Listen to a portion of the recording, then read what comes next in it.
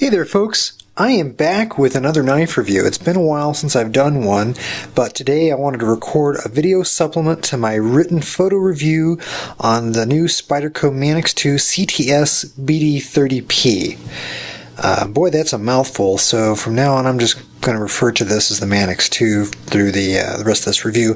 But just realize that this is a special sprint run. This is a limited edition sprint run from Spyderco. Don't know how many there are in this production run. Typically they do around 500, I think, on these sprint runs. But this one is unique because, well, for several reasons, but mostly because it uses some new Carpenter steel. This CTS-BD30 Carpenter steel, which is pretty neat. It's supposed to have all the properties of S30V, and is probably even improved over S30V, as I write about in my review.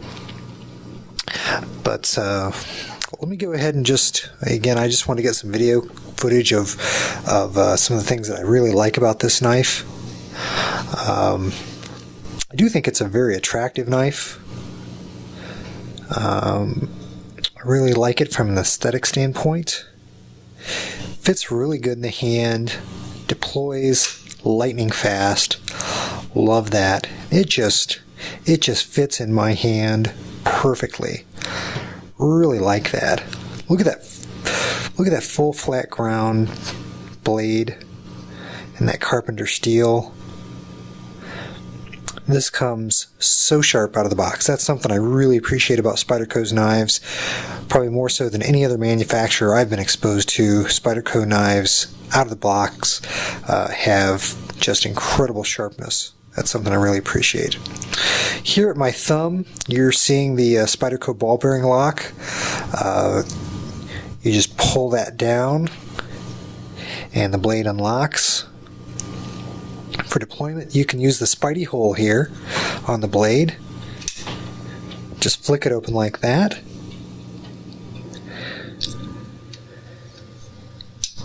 Or you can pull down the polymer ball here on the ball bearing lock and just whip it open like that. Either way is very fast. I actually don't mind using the Spidey hole. I normally like thumb studs on my knives, more so than I've liked the Spidey holes that I've tested in the past. But this one's nice and big. My thumb fits in there great, and the blade just comes right out real fast. I like it a lot. Of course, it's got a nice polished pocket clip here. Looks really nice. I may take that off because I'm going to use this probably a lot through the week, and I just want to slip this into my dress pants. I normally wear a suit to the office, and it'll have just a little thinner profile than it does right now if I take that pocket clip off, but it's got a very thin profile as it is. A lot better than some of the other knives that I've got in my collection. I really appreciate that. It's got black G10 handles. They're very grippy. I saw some complaints online that this G10 on this particular sprint run is a little more aggressive than they have in some of the others, such that there's a lot of concern that this is going to be a pocket shredder. A lot of people have thought that maybe they would file down the G10 under here where the pocket clip is so it doesn't damage your pockets. I'm not sure that it's going to be that big of a deal, quite honestly. It is grippy. It is an aggressive G10. Is it going to shred pockets? You know, I guess if you used it with the same pair of pants, you know, day in and day out, maybe. I don't know. That kind of remains to be seen. There is not a lot of information on the blade steel that's used in this particular sprint run. All I can tell you is that it's US made, as you can see here on the blade.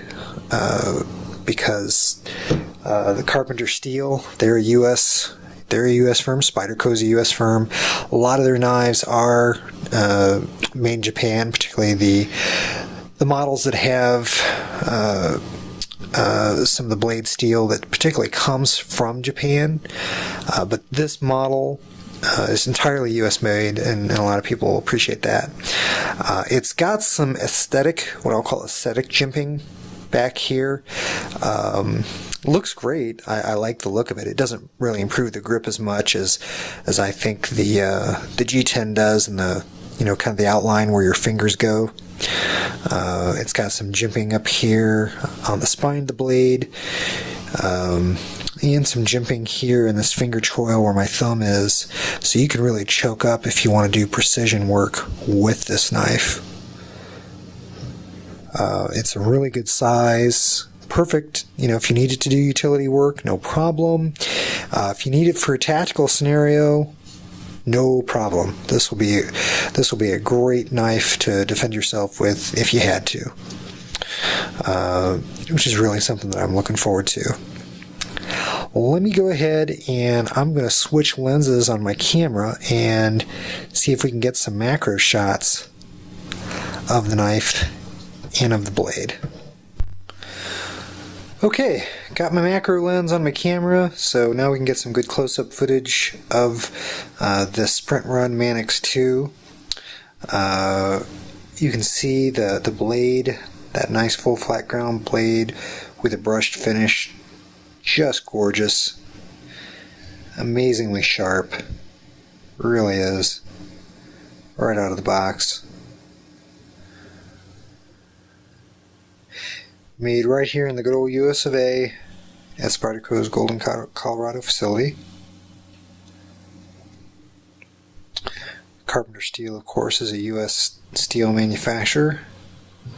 So this is entirely a US product. There you can see the jimping on the spine. It's ample jimping both from a depth and length of the jimping ramp. Holds onto your thumb really nicely. Helps you keep a nice firm grip. Here's some close-up footage of that polymer ball that you just pull back to release the knife, to unlock it. It's the focal point of the Spyderco ball bearing system. There are several other manufacturers who use a similar system to this, which I believe Benchmade with their Axis lock was kind of the originator of this style of locking mechanism. In another video I'm going to go ahead and compare a couple of the other similar systems to this and the knives that use it.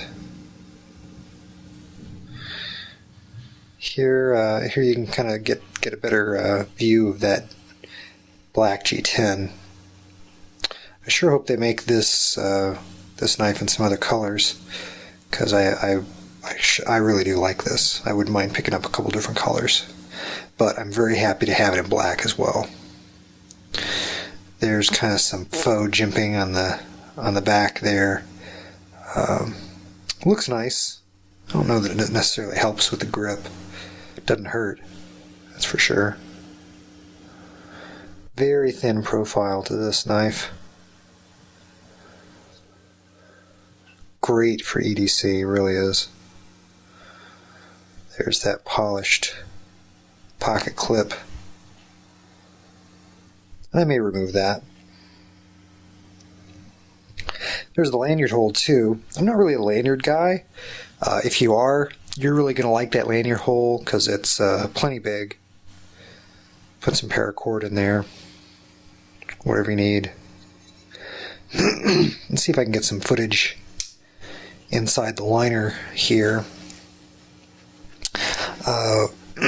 As I point out in my written photo review, inside the G10 handles there is some stainless steel liners.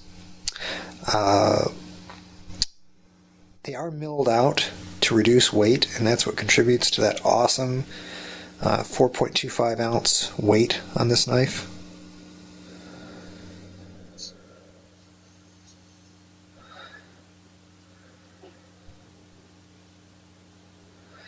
and the fit and finish is just spot on.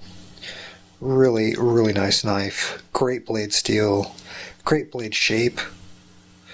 No complaints about this knife whatsoever.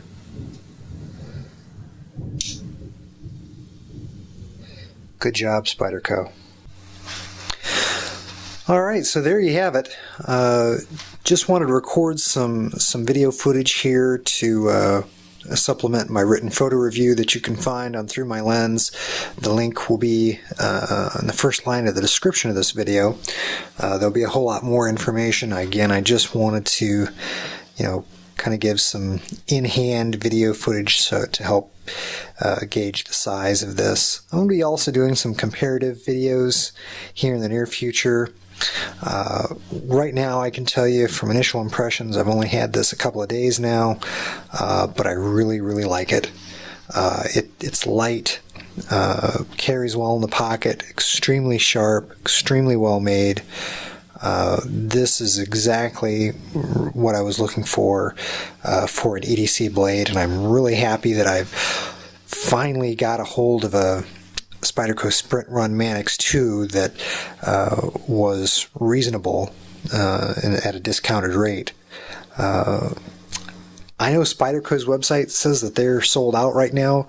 You can get this as of this recording from several online vendors. I think I got this for about $113. So it's only about $25-30 more than the street price that you're going to find a regular production Manix 2 model. And for the full flat ground blade with the new Carpenter steel that is going to perform on paper at least as good, if not better, than S30V steel, I think it's well worth the premium that you pay over and above the normal production model. Also, it's an ounce lighter than the normal production model. So, if you can get one of these Sprint Run models, go for it.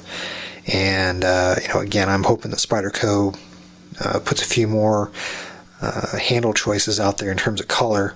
Boy, wouldn't a red one be fantastic? There's a blue one that's come and gone. You can't find it for much less than $300 now. There's a tan one out there. I'd love a tan, love a blue, love a red one. Just to rotate, in the collection. Hope you enjoyed this video. Take care. God bless. We'll see you in the next one.